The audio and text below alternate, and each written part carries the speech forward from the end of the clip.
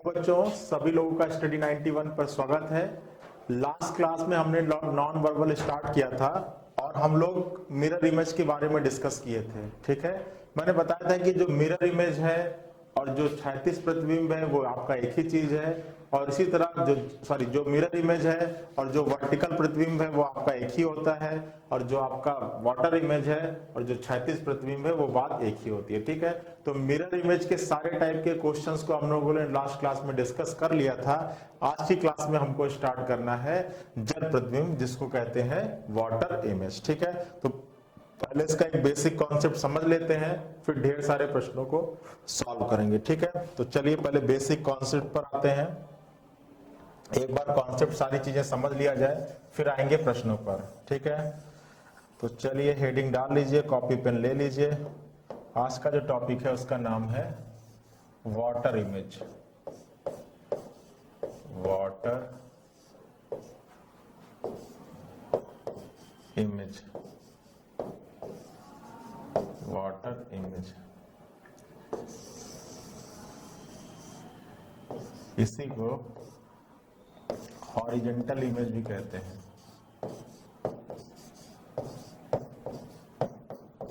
Horizontal image भी कहते हैं।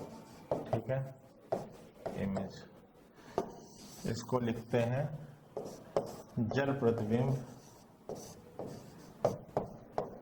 जल प्रतिबिंब, जल प्रतिबिंब या क्षैतिज प्रतिबिंब, क्षैतिज प्रतिबिंब। ठीक है, ठीक है। अब देखिए जल प्रतिबिंब होता क्या है, हॉरिजॉन्टल प्रतिबिंब होता क्या है, ठीक है, क्षैतिज इमेज होता क्या है। तो देखो ऐसा नहीं है कि आप किसी भी इमेज का वाटर इमेज लेना होगा तो आप उसको बार बार नदी के किनारे लेके जाओगे या बार बार उसको पानी में ले जाके देखोगे, ऐसा तो नहीं करोगे ना। आपको क्या करना है, कुछ नहीं करना, आपको जो आपके पास मिरर होता है उसी को जब आप क्षैतिज लगा दोगे तो यहाँ पर कोई इमेज बनी होगी, जैसे ए बना हुआ है। अब इस ए की इसमें जो प्रतिबिंब बनेगा, ये जो प्रतिबिंब है ये इसका क्या कहलाएगा, जल प्रतिबिंब कहलाएगा। ठीक है, हमने क्या किया, हमने वही दर्पण था उस दर्पण को केवल क्या लगा दिया, क्षैतिज लगा दिया। ठीक है, तो सबसे पहले आगे हम लोग डिस्कस कर लेते हैं कि क्षैतिज प्रतिबिंब के केस में आखिर क्या होता है। ठीक है, मेन चेंजेस क्या होते हैं अगर कोई इमेज हो आपके सामने और उसका अगर जल प्रतिबिंब बनाना हो, उसका क्षैतिज प्रतिबिंब बनाना हो तो उसमें क्या चेंजेस आएंगे। ठीक है, तो चलिए एक इमेज ले लेते हैं फटाफट। उसी इमेज को लेते हैं जो हम लोग जल प्रतिबिंब के केस में लिए थे। ठीक है,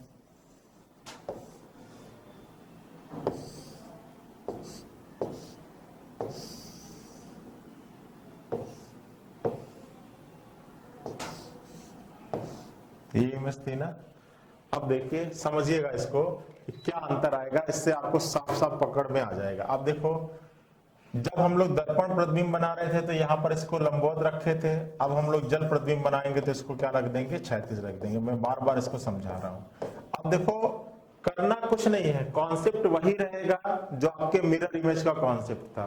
कॉन्सेप्ट वही रहेगा बच्चा जो आपके मिरर इमेज का कॉन्सेप्ट था, आपको करना कुछ भी नहीं है। अब देखो क्या कॉन्सेप्ट रहेगा, मैंने बताया था कि जब भी किसी वस्तु का प्रतिबिंब बनाना है और बीच में आपका दर्पण रखा हो तो सीधा सा कॉन्सेप्ट है कि जो चीज दर्पण के पास होती है उसका प्रतिबिंब पास बनता है और जो चीज दर्पण के दूर होती है उसका प्रतिबिंब दूर बनता है। तो चलिए बनाते हैं। सबसे पहले दर्पण के पास क्या है, ये रेखा है, ये रेखा हो गई, क्लियर है, ये रेखा हो गई। अब देखो ये रेखा क्या हो रही है, दूर जा रही है, दर्पण से क्या जा रही है, दूर। भाई ये दर्पण है ना तो ये दूर जा रही है, तो यहाँ भी रेखा को दर्पण से दूर। ठीक है, अब देखो ये रेखा दर्पण से क्या जा रही है, दूर जा रही है, तो ये भी रेखा दर्पण से क्या जाएगी, दूर जाएगी। उसके बाद ये रेखा है, चलो ये रेखा है। अब ये देखो ये रेखा कहाँ जा रही है, दर्पण की तरफ जा रही है, तो ये भी रेखा क्या जाएगी, दर्पण की तरफ जाएगी। क्लियर है। अब देखो उसके बाद थोड़ा सा जाएंगे बीच में आपके ये रेखा है, चलो ये रेखा है। अब देखो ये जो कोण है, ये जो कोण है त्रिभुज का, ये क्या है, दर्पण से पास की तरफ है, तो यहाँ भी ये जो कोण बनेगा ये दर्पण से क्या बनेगा, पास की तरफ बनेगा। ये जो रेखा है ये दर्पण से दूर जा रही है, भाई यही दर्पण है ना, तो ये दूर जा रही है, तो यहाँ भी दर्पण से दूर जाएगी। ठीक है, अब देखो अब इधर आते हैं, ये जो कोना है, ये जो कोना है वो दर्पण से दूर की तरफ बना है, तो ये जो कोना बनेगा वो दर्पण से क्या बनेगा, दूर की तरफ बनेगा। ठीक है, तो देखो अब अगर हम इसकी बात करें तो देखो, अगर अब देखो ये क्या था, ये इसका क्या था, राइट हैंड पार्ट था, और ये इसका क्या था, लेफ्ट हैंड पार्ट था। ठीक है, अब देखो ये इसका क्या था, ऊपरी सिरा था, ये उसका ऊपरी सिरा था, ये इसका ऊपरी सिरा था, और ये इसका क्या था, निचली सिरा था। ये इसका क्या था, निचली सिरा था। अब देखो ये इसका क्या था, डाउन वाला पार्ट था। तो अब देखो प्रतिबिंब में ये जो पार्ट है ये कहाँ पहुंच गया, ये कहाँ पहुंच गया, ऊपर पहुंच गया। ये जो पार्ट था ये कहाँ पहुंच गया, ऊपर पहुंच गया, और ये जो पार्ट है ये कहाँ पहुंच गया, डाउन पहुंच गया। ये कहाँ पहुंच गया, नीचे पहुंच गया। ठीक है, तो देखो दर्पण प्रतिबिंब के सॉरी जल प्रतिबिंब के केस में क्या होता है कि जो ऊपरी सिरा होता है, जो ऊपरी सिरा होता है वो निचली सिरे में कन्वर्ट हो जाता है, और जो निचली सिरा होता है वो ऊपरी सिरे में क्या हो जाता है, परिवर्तित हो जाता है। दाएं और बाएं में कोई परिवर्तन नहीं होता है, दाएं और बाएं क्या रहता है, अपरिवर्तित रहता है, नो चेंज होता है, कोई भी उसमें चेंजेस नहीं होते। क्लियर है ना बच्चा, देख लीजिए। ठीक है, जल प्रतिबिंब के केस में जो चीज नीचे है वो चीज कहां बन जाएगी, ऊपर बन जाएगी, और जो चीज ऊपर है वो चीज कहां हो जाएगी, नीचे हो जाएगी। और ऐसा क्यों होता है, क्योंकि दर्पण हम हमेशा कहां रखते हैं, इस केस में दर्पण हम नीचे रखते हैं, और जब दर्पण नीचे रखते हैं तो जो चीज नीचे है वो सबसे पास बनेगा, और जो चीज ऊपर है वो दूर बनेगा। इसीलिए जब हम किसी का जल प्रतिबिंब बनाते हैं तो जो चीज नीचे होता है हम उसको ऊपर बना देते हैं, और जो चीज ऊपर होता है हम उसको नीचे बना देते हैं। ठीक है, दाएं और बाएं में कोई परिवर्तन नहीं करते। जिस प्रकार देखो ऊपरी सिरे पर ये जो रेखा है वो किधर है, आपके दाएं साइड में है, तो ये सिरा बस निचला पहुंच जाएगा, और ये भी किधर होगा, दाएं भाग में ही होगा। ठीक है, ये आपका किधर है, बाएं भाग में है, तो देखो ये त्रिभुज भी बाएं भाग में होगा, बस यहाँ पर नीचे है और यहाँ पर क्या है, ऊपर है। ठीक है, तो दाएं और बाएं में कोई परिवर्तन नहीं होता है, बस जो नीचे है वो ऊपर पहुंच जाता है, जो ऊपर है वो नीचे पहुंच जाता है। आशा करते हैं कॉन्सेप्ट आपको बिल्कुल समझ में आया होगा। एक बार फटाफट आप इसका फिगर बना लीजिए, फिर और क्वेश्चंस को हम लोग सॉल्व करते हैं। ठीक है, फटाफट एक बार इमेज बना लीजिए, फिर और ढेर सारे क्वेश्चंस को हम लोग सॉल्व करेंगे। ठीक है,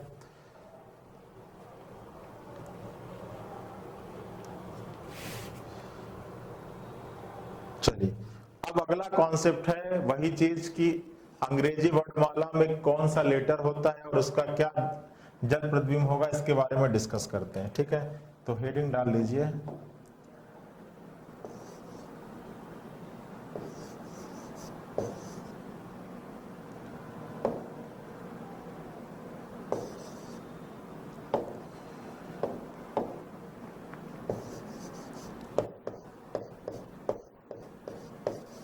अंग्रेजी के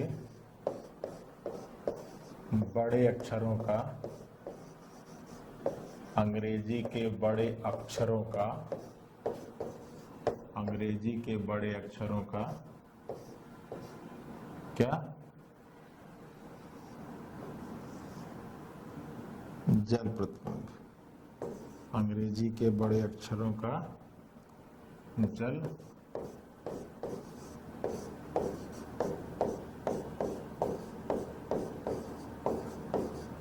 प्रतिबिंब।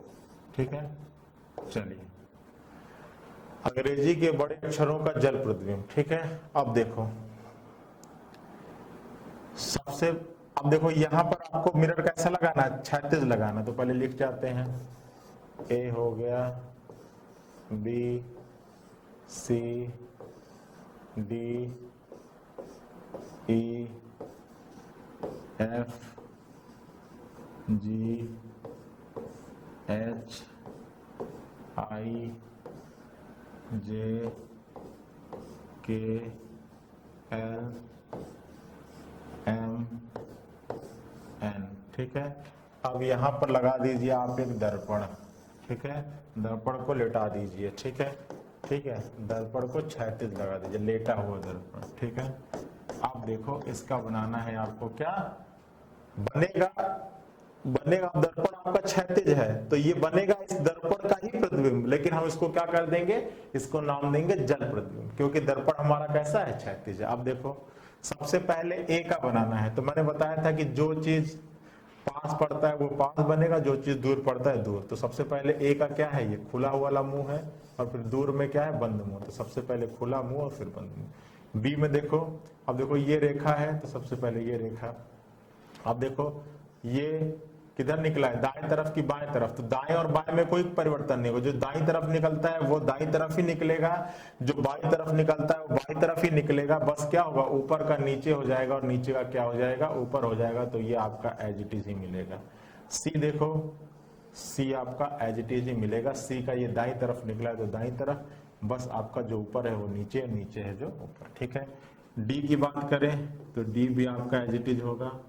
ई की बात करें तो ई भी आपका एज इट इज होगा, क्योंकि ये देखिए रेखाएं किधर निकली हैं, दाईं तरफ निकली हैं, तो आपके मिरर में भी, आपके इस जल में भी दाईं तरफ ही निकली होंगी, ठीक है। अब देखो एफ, एफ की ये लाइन है, ये लाइन किधर जा रही है, दूर जा रही है, तो यहाँ भी ये लाइन दूर जाएगी। ये दो निकला है, ठीक है, ये लेकिन यहाँ पे कहाँ निकला, ऊपर निकला है, तो यहाँ पे कहाँ पहुंच जाएगा, नीचे पहुंच जाएगा। अब देखो जी की बात करते हैं। जी की सबसे पहले ये लाइन है, ठीक है, तो जी सबसे पहले लाइन किधर जा रही है, दूर जा रही है, तो यहाँ भी लाइन पाएगा, कहाँ जाएगी, दूर जाएगी। उसके बाद ये लाइन जा रही है सीधा, ये जाएगी। फिर देखो ये जो उभार है, ठीक है, ये जो कर्व है ये किधर है, मिरर से पास में, तो यहाँ भी जो कर्व है मिरर से पास जाएगा, ठीक है, और फिर वापस ऐसे जाएगा। क्लियर है। चलो एच, एच आपका एज इट इज होगा, क्योंकि एच जो पार्ट ऊपर है वो ऊपर ही, जो पार्ट नीचे। आई भी आपका एज इट इज होगा, क्योंकि अगर आई को आधे से डिवाइड करें तो जो ऊपर है सेम वैसे ही नीचे। अब देखो जे की बात करें तो जे का सबसे पहले ये क्या है, कर्व है, और ये कर्व किधर है, दाएं साइड में है या बाएं साइड में, तो कहोगे सर बाएं साइड में, ठीक है। अब देखो ये कर्व जो है ये दर्पण से पास जा रहा है या दूर जा रहा है, तो आप कहोगे सर ये जो कर्व है ये दर्पण से किधर जा रहा है, दूर जा रहा है। तो यहाँ भी जो कर्व होगा ये दर्पण से किधर जाएगा, दूर जाएगा। अब ये लाइन है आपकी, तो ये आपकी क्या हो जाएगी, लाइन हो जाएगी, ठीक है। के की बात करें तो के जो ऊपर है वही ऊपर है, जो नीचे है वो नीचे है।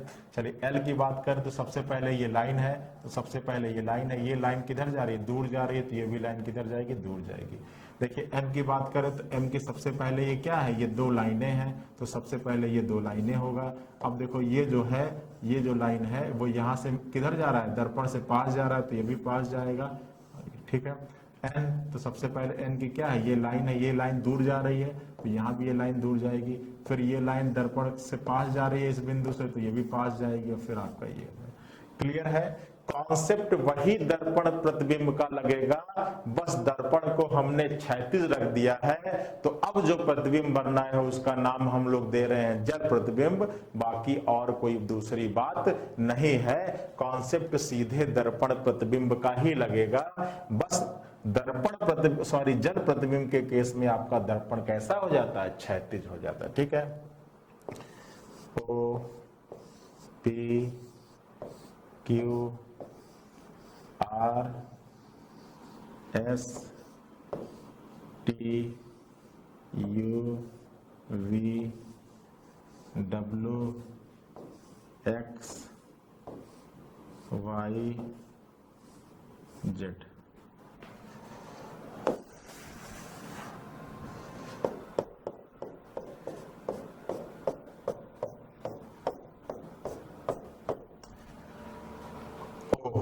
तो देखो O का एज इट इज P। अब देखो P की सबसे पहले ये लाइन दूर जा रही है दर्पण से, भाई ये दर्पण है ना, ये लाइन दूर जा रही है, यहाँ भी लाइन दूर जाओ।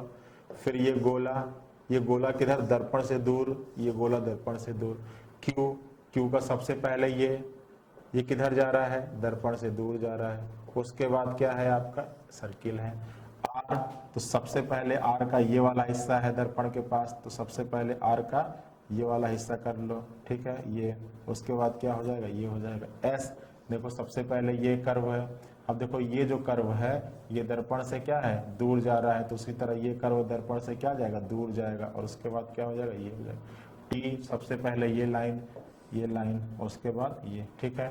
U, तो सबसे पहले ये जो कर्व है और ये कर्व दर्पण से किधर जा रहा है, दूर जा रहा है, तो सबसे पहले आपका ये जो कर्व होगा और ये कर्व दर्पण से किधर जाएगा, दूर जाएगा, कोई दिक्कत।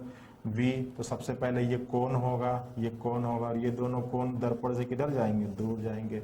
W, अब देखो W का ये जो है, ये जो हिस्सा है, ठीक है, ये दर्पण से किधर जा रहा है, दूर जा रहा है। तो सबसे पहले आपका W का ये जो हिस्सा होगा, ये दर्पण से किधर जाएगा, दूर जाएगा। अब ये जो दोनों लाइनें दर्पण से दूर जा रही है, तो यहाँ पे दोनों लाइनें दर्पण से क्या जाएंगी, दूर जाएंगे। X, तो X आपका एज इट इज ही बनेगा। Y, तो Y की सबसे पहले ये लाइन, फिर ये दोनों दूर। Z, तो सबसे पहले ये लाइन हो जाएगा, ये लाइन हो जाएगा। आप देखो ये यहाँ बिंदु है, ये दर्पण से दूर जा रहा है, तो इसको भी दर्पण से दूर लो और ये ले जाओ, ठीक है। तो ये आपकी आकृतियां बन गई और ये हो गया उनका जल प्रतिबिंब। बनाया मैंने उसका मिरर इमेज ही, लेकिन बस मिरर क्या रख दिया, क्षैतिज रख दिया, ठीक है। चलो अब देखो कौन कौन सी आकृति आपको सेम दिख रही है। तो पहला तो आपको B सेम दिख रहा है, फिर आपको C सेम दिख रहा है, फिर आपको D सेम दिख रहा है, फिर आपको E सेम दिख रहा है। उसके बाद आप चेक करोगे तो आपको H सेम दिख रहा है। उसके बाद चेक करोगे तो आपको I सेम दिख रहा है। उसके बाद आप चेक करोगे बच्चा तो आपको K सेम दिख रहा है। उसके बाद अगर आप चेक करोगे बच्चा तो आपको O सेम दिखेगा। उसके बाद अगर आप चेक करोगे तो आपका और कोई सेम दिखेगा और आपका X सेम दिखेगा, ठीक है। तो इतने लेटर, कौन कौन से लेटर मिल गए फटाफट मैं एक बार लिख देता हूं। तो सबसे पहले आपका मिला क्या, B मिल गया। उसके बाद क्या मिला बच्चा, C मिल गया। उसके बाद क्या मिला, D मिला। उसके बाद क्या मिल गया, E मिल गया। उसके बाद क्या मिल गया बच्चा, H मिल गया। उसके बाद क्या मिल गया, I मिल गया, ठीक है। उसके बाद क्या मिला, K मिल गया। उसके बाद क्या मिल गया, O मिल गया। और उसके बाद क्या मिला, X मिल गया। तो 1 2 3 4 5 6 7 8 9, ठीक है। ये टोटल 9 लेटर्स हैं, 9 अक्षर हैं अंग्रेजी वर्णमाला के, जिसका वास्तविक चित्र जो होता है और मिरर सॉरी जो वास्तविक चित्र जो होता है और उसके जल प्रतिबिंब का जो इमेज होगा वो दोनों क्या होगा, समान होगा। एक बार आप इसको फटाफट क्या कर जाइए, नोट कर जाइए। इसको फटाफट क्या कर जाइए बच्चा, इसको फटाफट नोट कर जाइए, ठीक है।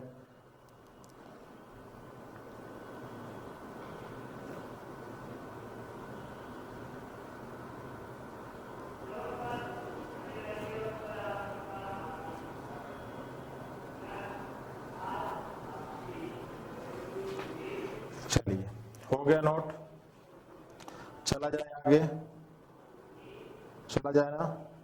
चलिए अब देखिए अगला, देखिए अगला, देखिए आपसे क्या कह रहा है। अब ये तो हो गई अक्षरों की बात। अब हम कुछ आपके अंक ले लेते हैं।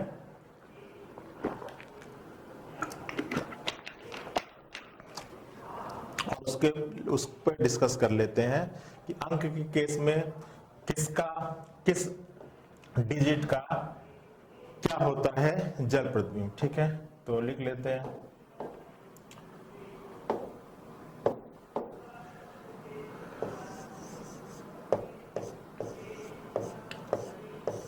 अंकों का जल प्रतिबिंब, अंकों का जल प्रतिबिंब। अब देखिए 1 2 3 4 5 6 7 8 9, ठीक है। मिरर को क्या रख देना है, क्षैतिज रख देना है, क्योंकि जल प्रतिबिंब का मतलब होता है क्षैतिज प्रतिबिंब, ठीक है। क्लियर है ना। चलिए अब देखिए 1, तो सबसे पहले क्या है, ये लाइन है, ये लाइन, फिर ये लाइन दूर जा रही है, ये लाइन दूर जा रही है, ठीक है। अब देखो ये जो है ये दर्पण के पास जा रहा है, किस तरफ निकला हुआ है, किस तरफ निकला हुआ है, बाएं साइड में निकला है, तो यहाँ भी क्या होगा, बाएं साइड में ही निकलेगा। इसको आप इधर मत निकाल लीजिएगा, क्यों, क्योंकि जल प्रतिबिंब के केस में जो चीज दाएं होती है वो दाएं ही होती है, जो चीज बाएं होती है वो बाएं होती है, उसमें कोई परिवर्तन नहीं होता। बस अंतर इतना होगा कि जो चीज ऊपर होगी वो ऊपर, जो चीज ऊपर है होगी वो नीचे पहुंच जाएगी, और जो चीज नीचे है वो ऊपर पहुंच जाएगी। बाएं और दाएं में कोई परिवर्तन नहीं होता। ठीक है, चलिए अब आते हैं इसका। सबसे पहले क्या है, ये रेखा है। ठीक है, अब देखो ये यहाँ से कर्व किधर जा रहा है, दूर जा रहा है, तो यहाँ से ये कर्व स्टार्ट, यहाँ से ये कर्व स्टार्ट होगा और ये दूर जाएगा, और फिर ये जो कर्व होगा ये पास में आ जाएगा। ठीक है, तो ये आपका कुछ इस टाइप से बन जाएगा। क्लियर है ना। चलिए 3, अब देखो सबसे पहले ये कर्व, ठीक है, तो सबसे पहले ये कर्व, फिर यहाँ से ये दूर जा रहा है, यहाँ से ये दूर, और फिर आपका ये। ठीक है, 4, तो सबसे पहले ये रेखा, तो सबसे पहले ये रेखा। अब देखो ये किधर निकला हुआ है, आपके किस साइड निकला हुआ है, बाएं साइड में निकला, तो बाएं ही निकलेगा।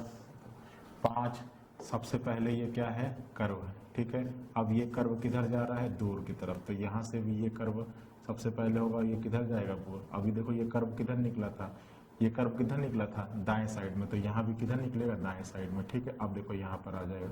उसके बाद ये रेखा किधर जा रही है, दूर, ये रेखा दूर जाएगी।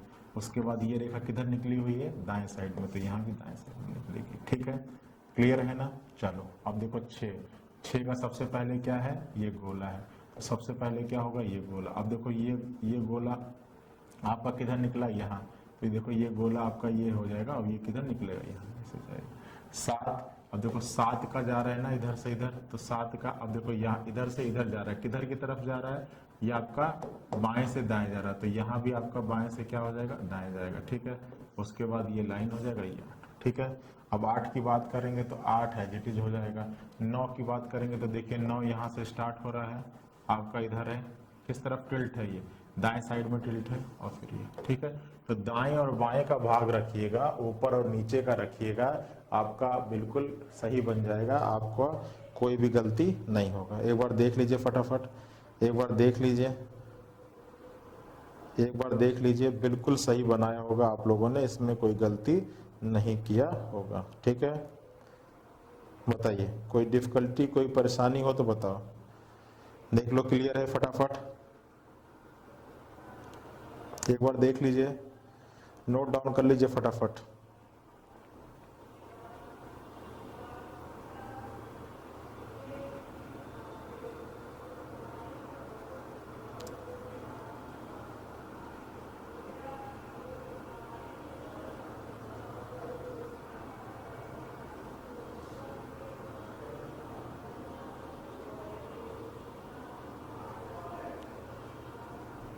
चला जाए, अब इस पर आधारित क्वेश्चन लगाया जाए। बताइए क्लियर है ना। कुछ नहीं करना है, डिजिट का भी वही होता है।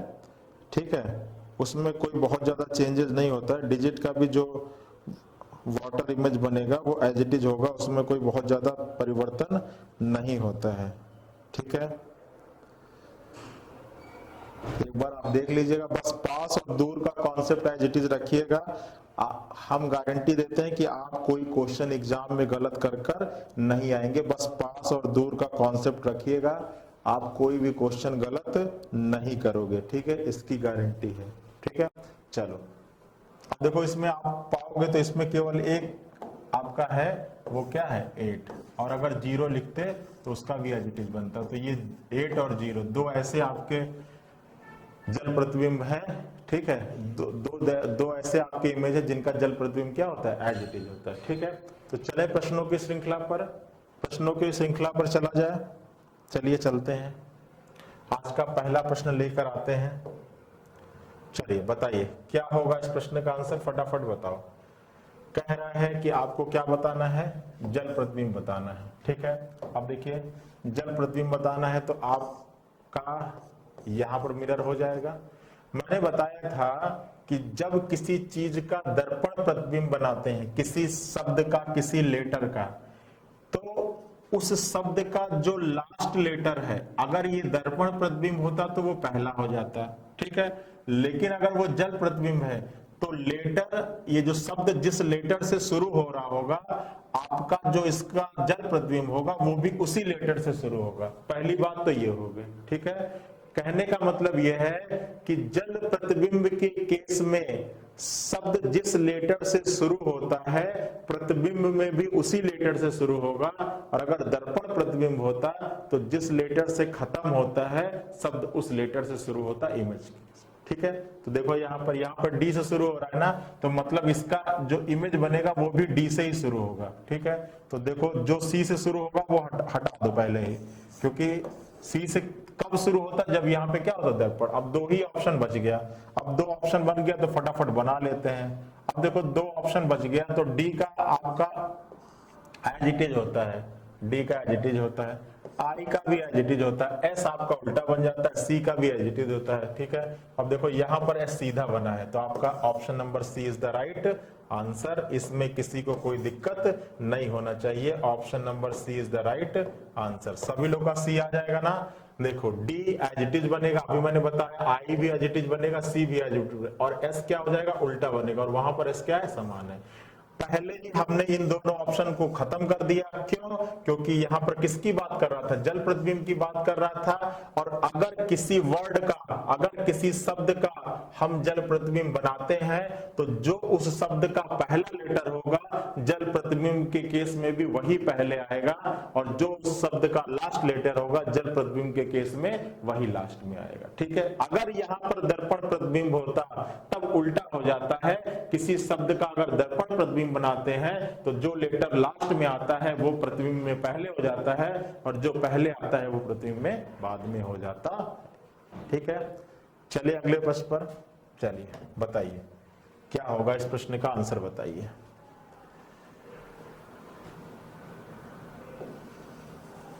बताइए, फ्रॉग का बनाना है, जल प्रतिबिंब की बात कर रहा है, मिरर को क्षैतिज रख लीजिए।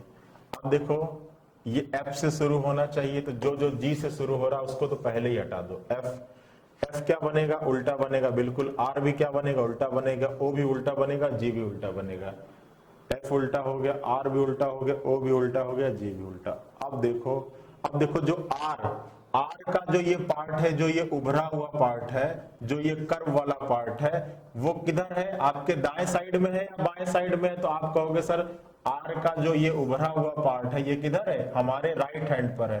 तो इमेज में भी ये उभरा हुआ पार्ट आपके राइट हैंड साइड पे बनना चाहिए, प्रतिबिंब में भी ये उभरा हुआ पार्ट राइट साइड में ही बनेगा, क्योंकि जब जल प्रतिबिंब की बात होती है तो दाएं और बाएं में कोई परिवर्तन नहीं होता है। जो चीज ऊपर होता है वो नीचे बन जाएगा, जो चीज नीचे होगा ऊपर। मतलब नीचे और ऊपर में तो परिवर्तन होगा, लेकिन दाएं और बाएं में कोई परिवर्तन नहीं होगा। और जब यहाँ पर देखोगे तो यहाँ पर आर किस तरफ आ गया, यहाँ पर आर किस तरफ आ गया, बाएं साइड में हो गया, जबकि यहाँ पर किधर है, दाएं साइड में। तो आपका अब तो वो ये भी कैंसिल आउट हो गया, आपका क्या बचा, आपका बचा A is the right answer. Clear है ना बच्चा, सभी लोगों का क्लियर है? चलिए अगले प्रश्न पर आ जाओ, अगले प्रश्न पर आ जाओ। अब देखो ये शब्द किससे शुरू हो रहा, आर से, तो इसका इमेज भी आर से ही बनेगा। ये तो होगा नहीं, ए कहां से आ गया, ये भी होगा नहीं। ठीक है, ये क्वेश्चन ही गलत दिया है, ये क्वेश्चन ही गलत है, इसको चेंज कर लीजिए, क्योंकि ये जो आपका है ये इससे दूर दूर तक रिलेशन नहीं है, ये क्वेश्चन आपका मिस्टेक कर दिया गया है। ठीक है, टाइपिस्ट द्वारा मिस्टेक है, इसको देख लिया जाएगा। ठीक है, अच्छा इसका इमेज वहां पर लगा दिया इन्होंने और वहां का इमेज इस पे लगा दिया है। ठीक है, अब देखो इसका इमेज लगा दिया है, इसका जो विकल्प है वो यहां पे लगा दिया है। ठीक है, और यहाँ पे कोई दूसरा लगा दिया, फिर यहाँ पे फिर कहानी दूसरी की होगी। अच्छा चलिए यहाँ से सही है, यहाँ से सही है, उन दोनों प्रश्नों को छोड़ दीजिए। ठीक है, वहां पर टाइपिस्ट ने जल्दीबाजी में गलती कर दी। अब देखो ये फैमिली है, ठीक है, इसका जल प्रतिबिंब पूछ रहा है, तो सबसे पहली बात ये एफ से शुरू हो रहा है तो प्रतिबिंब में भी एफ से शुरू होगा, सब एफ एफ एफ। ठीक है, एफ उल्टा बनेगा बिल्कुल, ए भी उल्टा बनेगा बिल्कुल, एम भी उल्टा बनेगा बिल्कुल, आई भी उल्टा बनेगा बिल्कुल। अब देखो एल, एल का ये किधर निकला हुआ है, आपके एल का किधर निकला हुआ है, राइट हैंड साइड पर, यहाँ पे कहा निकला, लेफ्ट हैंड साइड पे। ठीक है, तो ये तो होगा नहीं। अब देखो एफ, एफ का ये किधर निकला हुआ है, ठीक है सही है, ए बिल्कुल सही है, एम बिल्कुल सही है, आई बिल्कुल सही है, एल, एल एल का ये उल्टा बन गया है, ठीक है। तो आपका यहाँ भी उल्टा है, आपका यही सही होगा। आपका option number D is the right answer, ठीक है। FAMILY, देख लो फैमिली है ना, फैमिली, फैमिली ऐसे लिखते हैं ना। अब यहाँ पे देखो मिरर रखा है, मिरर, तो क्या कैसे प्रतिबिंब बनेगा बताया था ना, पास में है ये, ठीक है, ए ऐसे हो जाएगा, M W बन जाएगा, I ऐसे, L का क्या सबसे पहले ये लाइन है, ये ऐसे, Y अब अगर सीधा है ना, तो Y सीधा है तो सबसे पहले ये लाइन और फिर ऐसे दो, ठीक है, मिला लो, यही है ना, FAMILY, ठीक है, यही हो जाएगा। Option number D is the right answer. Clear है ना? चलिए अब अगला देखिए, इसमें आपका वो भी आ गया, नंबर भी आ गया। तो ये कहां से शुरू है, जल प्रतिबिंब की बात कर रहा है, कहां शुरू है, 9 से, तो आपका 9 से ही शुरू होगा, ये तो होगा नहीं, ठीक है, ये भी होगा नहीं, ठीक है। चलो अब देखो 9 का बनेगा। अब 9 का क्या होगा, यहां से स्टार्ट होगा, ठीक है, यहां से स्टार्ट होगा और ये आपका ऐसे आ जाएगा, ठीक है। तो अब देखो ये यहाँ पे क्या किया है, ये वाला जो पार्ट है वो नीचे था ना, और इसको कहाँ पहुंचाना है, ऊपर पहुंचाना है, तो ये आपका यही आंसर हो जाएगा, ठीक है, आपका यही आंसर हो जाएगा, आपको कुछ भी करने की जरूरत नहीं है। सारी बात समझ में, option number C is the right answer. आप केवल एक दो शब्द, एक दो अंक को पहचान के कर लीजिए, आपको बहुत ज्यादा इसमें कोई प्रसिद्धि हासिल नहीं करना है, बहुत ज्यादा टॉप करना नहीं, आपको बस आंसर सही करना है, ठीक है। चलिए आप देखो, यहां पर बनाना है जल प्रतिबिंब, ठीक है, जल प्रतिबिंब, इसको हम लोग मिटा लेते हैं, ये तो दर्पण की बात करता है तब करते। चलो आप देखो आर, तो पहले तो विकल्प भी आर से ही शुरू होना चाहिए, सब आर से शुरू होना चाहिए, आर उल्टा आर उल्टा आर उल्टा आर उल्टा, ठीक है, ए उल्टा ए उल्टा ए उल्टा ए उल्टा, जे। अब देखो ये जे का किधर निकला हुआ, आपके किधर निकला हुआ है, राइट हैंड साइड पर, तो यहाँ भी राइट हैंड साइड, वो सॉरी ये किधर निकला, लेफ्ट हैंड साइड पे, तो यहाँ भी लेफ्ट हैंड साइड, यहाँ भी लेफ्ट हैंड साइड। अब देखो ये खत्म हो जाएगा, ठीक है, और ये भी खत्म हो जाएगा, बचा दो विकल्प, ठीक है। अब देखो अब आते हैं 5, ठीक है, 5 भी ठीक है, 8 एज इट इज बनेगा, ठीक है, 9 भी सही है, डी भी सही है। अब देखो इन दोनों में थोड़ा सा देखना, आर, अब देखो आर से ही इलिमिनेट कर दो, यहाँ पर जो आर का निकला हुआ है वो सही डायरेक्शन में, भाई आर का किधर निकला है, राइट साइड है, यहाँ पे राइट है, और देखो यहाँ पर आर का किधर निकाल दिया, लेफ्ट पे निकाल दिया, तो आपका option number A is the right answer. Option number A is the right answer. Right और लेफ्ट में कोई परिवर्तन नहीं है, जिस चीज का जो कर्व, जो चीज राइट में निकला है वो आपके प्रतिबिंब में भी राइट में निकलना चाहिए, जो चीज लेफ्ट में निकला है वो लेफ्ट में ही निकलना चाहिए, ठीक है। चलिए अब देखिए इसका भी क्या बनाना है, जल प्रतिबिंब, ठीक है। आप देखो जल प्रतिबिंब ये है, जी से स्टार्ट होगा, जी से सब स्टार्ट हो रहा है, जी उल्टा जी, जी उल्टा जी उल्टा जी उल्टा, ठीक है। आर, अब देखो ये खत्म, क्योंकि आर का किधर निकला है, राइट पे, तो यहाँ भी क्या होना चाहिए, राइट पे। अब देखो यहाँ लेफ्ट पे हो गया, राइट यहाँ भी राइट, यहाँ भी राइट, ठीक है। चलो अब 9, अब 9 जब यहाँ से स्टार्ट होगा तो कुछ इस टाइप से बनेगा, अब देखो कुछ इस टाइप से बनेगा, तो ये देखो ये आपका इस टाइप से नहीं बना है। अब देखो यहाँ पर 9 का, ठीक है, बिल्कुल यहाँ भी ठीक है, 8 इज 8। अब देखो यहाँ पर ए बिल्कुल सीधा बन गया है, ठीक है, तो option number C is the right answer. फटाफट एक एक लेटर को मिलाते जाओ, ठीक है, और अपने आप आपको आंसर मिल जाएगा, बहुत ज्यादा आपको कोई बहुत मेहनत करने की जरूरत नहीं है, जितनी चीजें मैंने बता दी हैं आप एक भी क्वेश्चन नहीं गलत करोगे। चलो देखो अगला प्रश्न, अगला देखो प्रश्न क्या कह रहा है, अगला प्रश्न यहाँ पे बनाना है, ठीक है। अब देखो क्या कह रहा है, यू, तो सबसे पहले तो इमेज में भी यू से स्टार्ट होगा, ठीक है, सब में यू से स्टार्ट हो रहा है, ठीक है। अब देखो क्या कह रहा है, यू से सब में यू उल्टा, ठीक है, एस उल्टा एस उल्टा एस उल्टा यू, ठीक है। अब 9, तो 9 का ये देखो 6 तो बनेगा नहीं, ठीक है, इसमें भी सही है, इसमें भी सही है और इसमें भी सही है, 1 उल्टा हो जाएगा, उल्टा, ठीक है, उल्टा और उल्टा, ठीक है। क्यू, अब देखो क्यू का ये किधर है, ये जो निकला हुआ है क्यू का, ये किधर निकला हुआ है, आपके राइट की लेफ्ट, तो आप कहोगे सर राइट में, तो यहाँ तो राइट में है, यहाँ पे क्या होगा, लेफ्ट में है, यहाँ भी क्या हो गया, यहाँ भी क्या हो गया, यहाँ तो राइट में है, और यहाँ भी राइट में, देखो राइट राइट, ठीक है ना, राइट राइट राइट, ठीक है। चलो अब देखो 4 का सही है, 4 का इसमें भी सही है, 4 का इसमें भी सही है। m w हो जाएगा। अब देखो m क्या हो जाएगा, w हो जाएगा। यहाँ पर m क्या हो गया, w हो गया। वहां भी m क्या हो गया, w हो गया। अब देखो 5, ठीक है, ठीक है। अब देखो 3 का ये किधर निकला हुआ बच्चा, 3 ये किधर निकला, राइट साइड में, और यहाँ पर 3 का किधर निकला, लेफ्ट साइड में। 3 का देखो इधर किधर निकला है, 3 का इधर किधर निकला है, राइट साइड में, और यहाँ पे क्या लिखा, लेफ्ट साइड में। यही आपका सही हो जाएगा, ठीक है। क्लियर है ना, क्लियर है। 3 एज इट इज बनता है, अगर आपको पता होगा तो 3 आपका एज इट इज बनता है। 3 के बनने में कोई अगर इस टाइप का 3 होगा तो ये भी एज इट इज बनेगा, क्योंकि इस 3 को अगर 20 से डिवाइड करोगे तो जो ऊपर है वही क्या है, नीचे, ठीक है। चलिए अब देखो मंडे, अब इसका बनाना है क्या, मिरर। तो देखो बना लेते हैं। देखो ये दूर जा रहा है, ये दूर जाएगा, ठीक है। फिर यहाँ से क्या है, ये आपका ये हो जाएगा, ये हो जाएगा, ओ एज इट इज होगा। देखो n का ये n हो जाएगा, ठीक है। फिर ये पास में जा रहा है तो यहाँ से ये निकाल के ये पास में ले जाओ, ठीक है। फिर d, अब देखो d की ये लाइन दूर जा रही है, ये लाइन दूर जा रही है, ठीक है। पास में क्या है, ये गोला है, गोला किधर है, इस साइड में। a का ऐसे स्टार्ट होगा। अब देखो a का ऐसे स्टार्ट होगा, ठीक है। फिर ये किधर जा रहा है, दूर जा रहा है, ठीक है। ये इधर हो जाएगा, ठीक है। सॉरी, ये उल्टा नहीं बनाना है। देखिए a का देख लीजिए, बाकी तो ठीक है।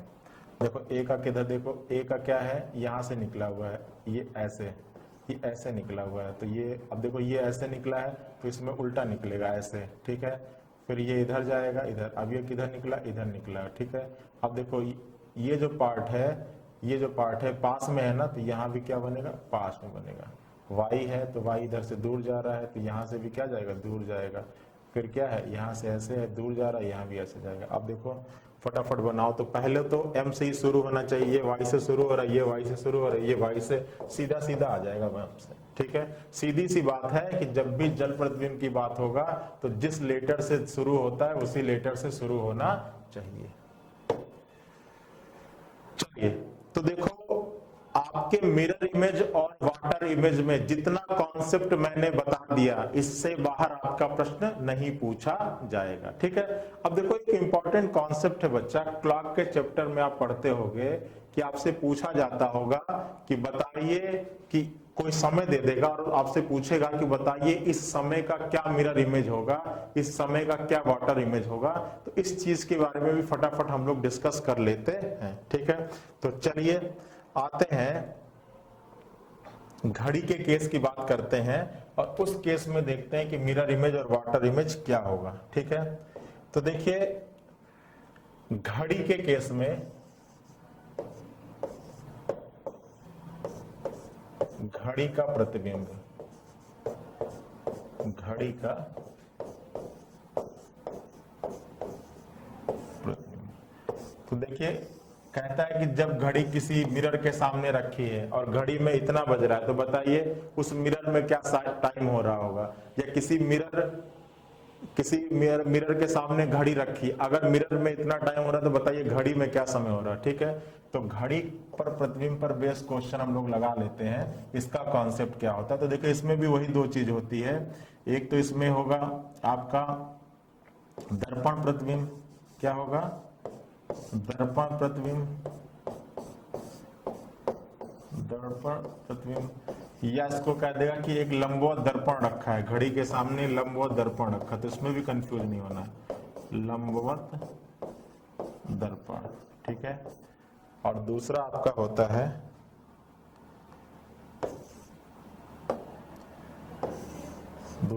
आपका जल प्रतिबिंब, जल प्रतिबिंब, या इसको कहते हैं क्षैतिज दर्पण, जल प्रतिबिंब, या इसको कहते हैं क्षैतिज दर्पण, ठीक है। तो एक हो गया आपका मिरर इमेज,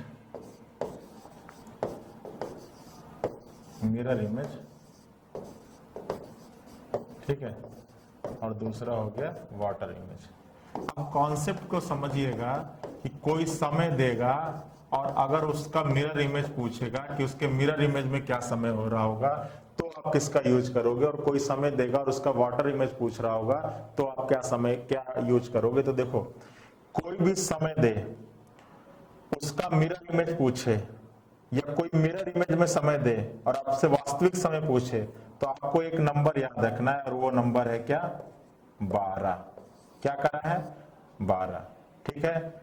अगर वो समय घंटे और मिनट में होगा, तो उस 12 की जगह पे आप क्या लिख लीजिएगा, 11:60। ठीक है।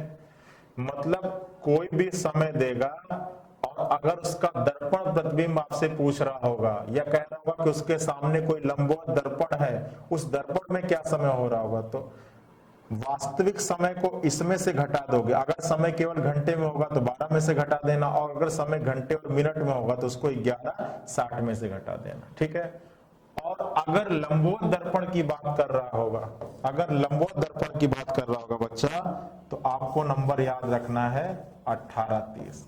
क्या याद रखना है, 18:30।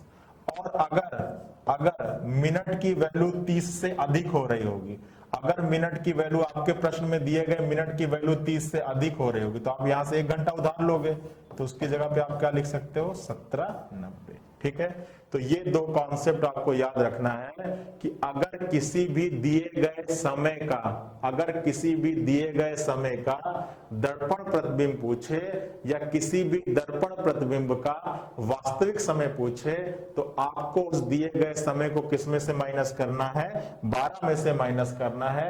अगर समय केवल घंटे में होगा, और अगर समय घंटे और मिनट में होगा, तो उसको 11:60 में से माइनस करना है। ठीक है। इसी प्रकार अगर किसी दिए गए समय का आपसे जल प्रतिबिंब पूछे, या आपसे कहे कि उस घड़ी के सामने एक क्षैतिज दर्पण रखा है, अगर घड़ी में इतना बज रहा है, तो बताइए उसके क्षैतिज दर्पण में क्या समय हो रहा होगा, या तो उसके जल प्रतिबिंब में क्या समय हो रहा होगा।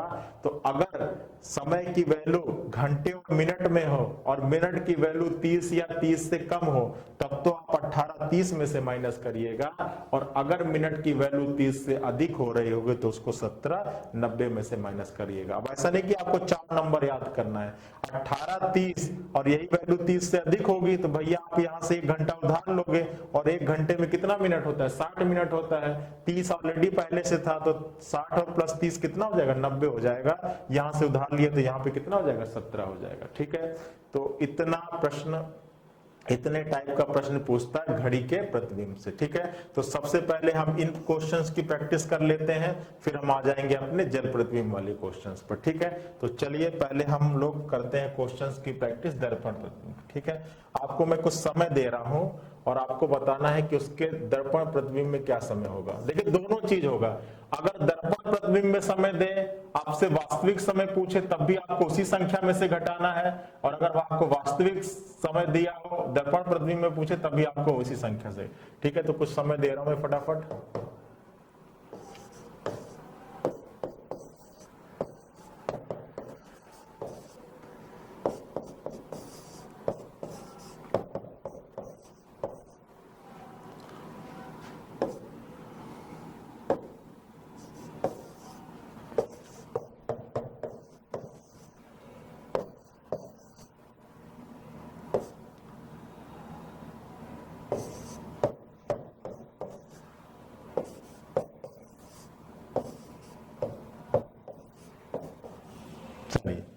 ये आपके पास ये 6 वैल्यूज दी गई हैं, और आपको बताना है कि इसके सामने अगर दर्पण रखा हो, तो इसके दर्पण प्रतिबिंब में क्या समय हो रहा होगा। इसके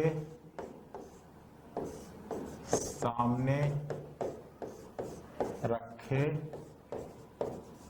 दर्पण में समय बताना है आपको। इसके सामने रखे दर्पण में क्या समय हो रहा है। ठीक है। तो चलिए निकालते हैं। मैंने बोला कि जब भी आपके किसी समय को आपसे पूछे कि उसका दर्पण प्रतिबिंब में क्या समय हो रहा होगा, तो आपको याद रखना है नंबर कितना, 12। और अगर समय घंटे और मिनट में होगा, तो आपको क्या रखना है, 11:60। ठीक है। अब देखो, पहली वैल्यू क्या है, 11:20। अब इसको किस में से माइनस करेंगे, 11:60। तो ये देखो, ये कितना आ जाएगा, 40 आ जाएगा। 40 आएगा ना। अब देखो 11 11 कितना हो जाएगा 0।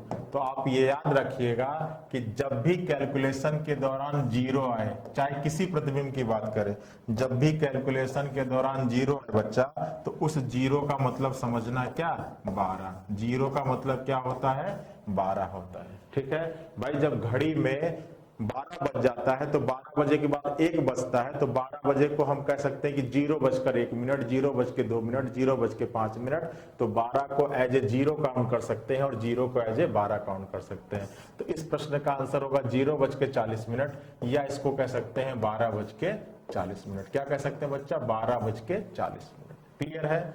हमने इस दिए गए वैल्यू को किसमें से घटा दिया, 11:60 में से घटा दिया। क्लियर है ना। चलिए अब देखो अगला प्रश्न करते हैं। अगला प्रश्न आ जाएगा ना। चलो देखो अब अगला प्रश्न क्या है, आपका दिया है 9:40, घटाना किसमें से है, 11:60 में से। घटाओगे कितना आ जाएगा, ये कितना आ जाएगा बच्चा, 20 आ जाएगा, और ये कितना आ जाएगा, तो आपका आंसर आ जाएगा 2:20। ठीक है। मतलब अगर इस घड़ी को किसी दर्पण के सामने रख देंगे तो उसमें समय क्या हो रहा होगा, 2:20, या दर्पण में इतना समय हो रहा होगा तो इसके सामने रखे घड़ी में क्या समय हो रहा होगा, 2:20। ठीक है। किसी से भी किसी का पूछे, दर्पण से घड़ी का पूछे, घड़ी से दर्पण का पूछे, आपको घटाना किसमें से, 11:60 में से। ठीक है। अब देखो 12:50 है, अब इसको सॉल्व करोगे तो किसमें से घटाते हैं, 11:60 में से। यहाँ पे कितना आ जाएगा, 10 आ जाएगा। यहाँ पे कितना आ जाएगा, 10 आ जाएगा, आएगा ना। अब देखो इस 12, तो ये तो घटेगा नहीं, तो 12 की जगह पे क्या रख सकते हैं, मैंने बताया 12 की जगह पे क्या रख दो बच्चा, 0। अब जब 11 में से 0 घटाओगे तो कितना आ जाएगा, 11:10। तो इस प्रश्न का आंसर आएगा 11:10। ठीक है। तो आप ये याद रखना कि आप 0 की जगह पे 12 रख सकते हो, 12 की जगह पे 0 रख सकते हो। जैसा प्रश्न में यूज हो आप उस तरीके से सॉल्व कर लीजिए। ठीक है। ये देखिए 11:60 में से घटाना था, 60 में से 50 तो आराम से घट जाएगा, 11 में से 12 घटेगा नहीं, तो अब 12 की जगह पे क्या रख लीजिए, 0 रख लीजिए। ठीक है। चलिए अगले प्रश्न पर आते हैं। 7:08 घटाना किसमें से, 11:60। अब 11:60 में से घटाओगे तो ये कितना आ जाएगा, 52 हो जाएगा, और ये कितना हो जाएगा, 7 4 11, तो 4 बज के क्या आ जाएगा, 52। इस प्रश्न का आंसर हो जाएगा 4 बज के, बस घटाने वाला काम सही करना। ठीक है। 10 10, तो इसको घटाना किसमें से है, 11:60 में से। ठीक है। तो ये कितना आ जाएगा, 50 आ जाएगा, और ये कितना आ जाएगा, 1 आ जाएगा। 1:50। कितना आ गया बच्चा, 1:50। 9:05 इसका निकालना है, तो किसमें से घटाना है, 11:60 में से। ये कितना आ जाएगा, 55 आ जाएगा, और यहाँ पे कितना आ जाएगा, 2 आ जाएगा, 2:55। ठीक है। तो देखो कुछ भी नहीं करना है, जब भी आपका इस टाइप का प्रश्न आए, कि आपको कोई समय दिया हो और आपसे पूछे कि बताइए उसके सामने रखे दर्पण में क्या समय हो रहा होगा, या किसी दर्पण में समय दिया और आपसे पूछे कि उसके सामने रखे घड़ी में क्या समय हो रहा होगा, तो आपको घटाना किसमें से है, 12 बजे में से घटाना है। ठीक है। अगर समय केवल घंटे में दिया तो 12 बजे में से घटा दीजिएगा, और समय घंटे और मिनट में दिया हो तो आप किसमें से घटा दीजिएगा, 11:60 में से। जैसे अगर आपसे कहता, जैसे आपको एक प्रश्न दे देता और आपसे कहता कि बताइए 8 बजे, ठीक है, किसी घड़ी में 8 बज रहे हैं, तो बताइए इसके दर्पण प्रतिबिंब में क्या समय हो रहा होगा, तो इस 8 को आप किसमें से घटा देना, 12 में से। अब 11:60 लिखने की जरूरत नहीं है, क्योंकि ये जो समय दिया गया है टोटल आवर में है, तो इसमें से 8 से घटा देंगे तो ये कितना हो जाएगा, 0, और ये कितना हो जाएगा, 4।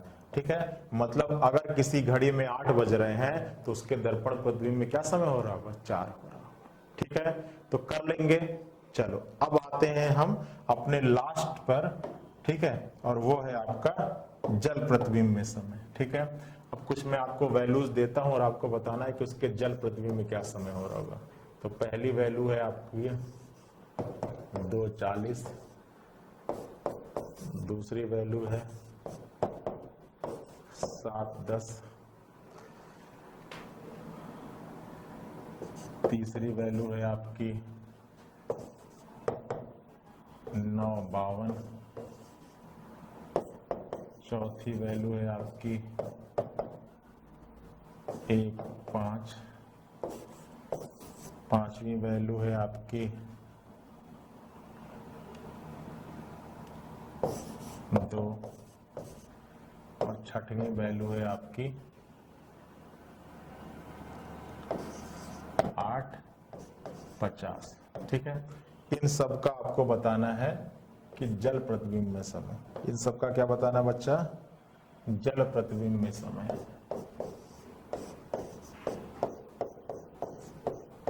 जल प्रतिबिंब में समय बताना है। ठीक है, चलो बताओ। अब देखो कैसे होगा, समय दिया गया है, जल प्रतिबिंब में पूछ रहा है, तो मैंने बताया था क्या नंबर रखना है, 18:30। 18:30 कब ये होगा, जब इस मिनट की वैल्यू क्या हो, 30 या 30 से कम। यहाँ पे मिनट की वैल्यू 30 से अधिक है, तो अब ये 1 घंटा उधार दे देगा, यहाँ 17 हो जाएगा और यहाँ पे कितना हो जाएगा, 90। अब जब सॉल्व करोगे तो ये कितना हो जाएगा, 5 हो जाएगा, और यहाँ पे कितना हो जाएगा आपका, 17 में से 2 जाएगा तो ये कितना आ जाएगा, 15 हो जाएगा। अब आया 15:50, तो 15 का मतलब होता है 12 बजे के बाद जो होगा, तो 12 के बाद अगर 13 हुआ तो 1 हो जाएगा, 14 हुआ तो 2 हो जाएगा, 15 हुआ तो 3। तो इसका आंसर आ जाएगा आपका 3 बजकर कितना मिनट, 50 मिनट। ठीक है, ये 15 आया तो 15 को 12 में से घटा दीजिएगा, जो भी वैल्यू आपकी 12 से अधिक आए उसको 12 में से घटा दीजिएगा, तो आपके जो वो होगा, ठीक है, आपके सामने जो वो रखा होगा, घड़ी रखा, उसका एक्चुअल समय आ जाएगा। ठीक है, क्लियर है ना। अब देखो ये 7:10 है, 7:10 तो इसको किस में से घटाओगे, ये देखो इसको घटाओगे 18:30 में से, क्योंकि यहाँ पर अब मिनट की वैल्यू 30 से क्या है कम, तो ये 20 हो जाएगा, और यहाँ पर कितना आ जाएगा, 11 आएगा। ठीक है, तो देखो ये तो 12 से कम आया, तो सीधा सीधा आप यही लिख सकते हो कि 11:20। अच्छा, जब भी आप किसी दिए गए समय का जल प्रतिबिंब निकाल रहे हो और आपने जो वैल्यू निकाला, अगर वो आपके ऑप्शन पे ना मिले, तो आप उसमें से +-1 कर सकते हो। आप उसमें से +- क्या कर सकते हो, 1 कर सकते हो। जैसे अगर आपके ऑप्शन में 3:50 नहीं होगा, बाय द वे, वैसे तो 100% चांस है कि होगा ही होगा। अगर आपने 2:40 का आपने जल प्रतिबिंब निकाला, 17:90 में से माइनस किया, 50, 15:50 आ गया, 15 का मतलब होता है 3:50। ठीक है भाई, जो भी वैल्यू 12 से अधिक दिख रही हो उसको उसमें से 12 घटा लो, 15 में से 12 घटा लो, 3 आएगा, 3:50। अगर आपके ऑप्शन में 3:50 नहीं मौजूद होगा तो आप उसमें +1 या -1 कर सकते हो। अगर 3:50 नहीं होगा तो 4:50 होगा, और अगर 4:50 नहीं होगा तो 2:50 होगा। ठीक है, लेकिन 90% चांस है कि जो कैलकुलेशन कर रहे हो वही आपका आंसर आएगा। ठीक है, बाय द वे। चलो अब देखो 9:52, तो ये क्या है, 30 से अधिक है, तो यहां पर यूज करोगे 17 किसका, 17:90। अब इसको जब सॉल्व करोगे तो 0, 2, तो 10 में से 2 जाएगा, कितना हो जाएगा, 8, और 8 में से 5 जाएगा, कितना हो जाएगा, 3। ठीक है, अब देखो 17, तो यहाँ पे कितना हो जाएगा, कितना, 9, 8, 17, तो यहाँ पर हो जाएगा 8:38। क्लियर है ना बच्चा, यहाँ पे कितना हो जाएगा, 8:38। ठीक है, चलिए अब यहाँ पर 1:05 है, तो यहाँ पे क्या लिख सकते हैं, 8:30, क्योंकि मिनट की वैल्यू कम है। अब जब इसको सॉल्व करोगे, इसको जब आप सॉल्व करोगे तो ये कितना आ जाएगा, 25 आ जाएगा, और इसको जब सॉल्व करोगे तो यहाँ पे कितना आ जाएगा, 17 आ जाएगा, और 17 का मतलब 12, 5, 17, तो इसका मतलब आ जाएगा 5:25। ठीक है, अब ये 2 बजे है, तो 2 बजे का मतलब कितना आपको करना, 18:30 में से है। जब भी मिनट की वैल्यू 30 या 30 से कम हो, 18:30 का यूज करिएगा। और ये 2 बजे है, तो ये वैल्यू आ जाएगी आपकी 30, और इसको जब सॉल्व करोगे तो ये कितना आ जाएगा, 16 आएगा, 16, 2, 18, तो इसका मतलब होता है 4:30। ठीक है, जब भी वैल्यू 12 से अधिक दिख रहा उसमें से क्या कर लिया करिए, 12 घटा लिया करिए, आपको मिल जाएगा अभिष्ट समय। ठीक है, अब देखो ये 8:50 है, 8:50, तो अब ये देखो मिनट की वैल्यू अधिक है, तो इसको किस में से माइनस करेंगे, 17:90 में से माइनस करेंगे 8:50 को, तो ये कितना आ जाएगा, 40 आ जाएगा, और इसको माइनस करोगे तो ये 9, 8, 17 होता है, तो आपका आ जाएगा 9:40। ठीक है, तो आशा करते हैं कि जल प्रतिबिंब का भी ये कॉन्सेप्ट आपका क्लियर हो चुका होगा। ठीक है, इसमें किसी को कोई दिक्कत नहीं होगा। ठीक है, बताइए समझ में आ गया ना? समझ में आ गया, कर लेंगे इस टाइप के प्रश्न, हो जाएगा। चलिए तो देखिए प्रतिबिंब से रिलेटेड जितने टाइप के मैंने प्रश्न करा दिया, आपको गारंटी देता हूं कि एग्जाम में उससे बाहर एक भी प्रश्न पूछा नहीं जाएगा। ठीक है, चलिए इस सेशन में केवल इतना ही। सभी लोग अपना ध्यान रखें, अपनी तैयारी को जारी रखें। मिलते हैं नेक्स्ट सेशन पे किसी और टॉपिक के साथ। तब तक के लिए बाय बाय।